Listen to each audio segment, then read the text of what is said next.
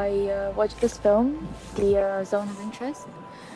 It is about this commandant of a concentration camp in Auschwitz. And so we are observing this perfect life that they're living, while on the background there's always the concentration camp that we never see because it's behind the wall, but we hear it through the sounds that are coming from there. We see the smoke coming out of the crematorium, and it creates a very interesting, a scary contrast. So I watched Green Border and it was just so heartbreaking. It was about these immigrants coming from Belarus to Poland. And the thing is, Poland didn't want to leave the immigrants coming into the country. At the end, you saw the immigrants coming from Ukraine to Poland and how they were received. And I think it was just so painful. I had the same feeling with this movie because I had worked on the topic at the time when it was actually happening, and I had a really hard time watching it during some scenes, and I had to kind of just take a step back because it's very raw and they didn't really sugarcoat how it was. It's really how it was happening at the time.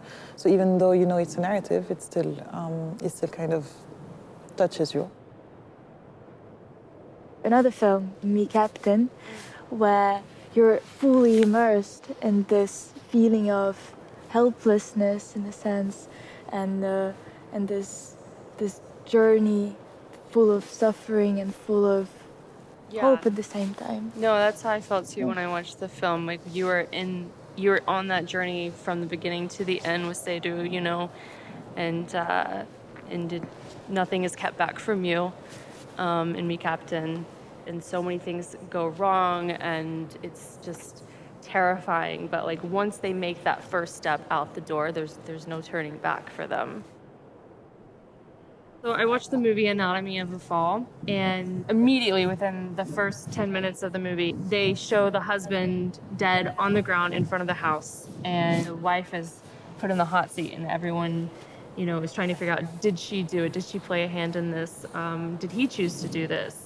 So they're looking at this fall from every angle. I mean, for me, I'm watching this film and I'm thinking, like, why is it so quick for people to think that she could have done it, you know?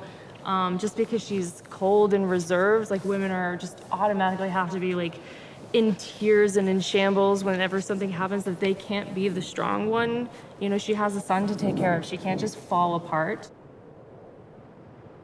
Why do you think the film is called The Fallen Leaves?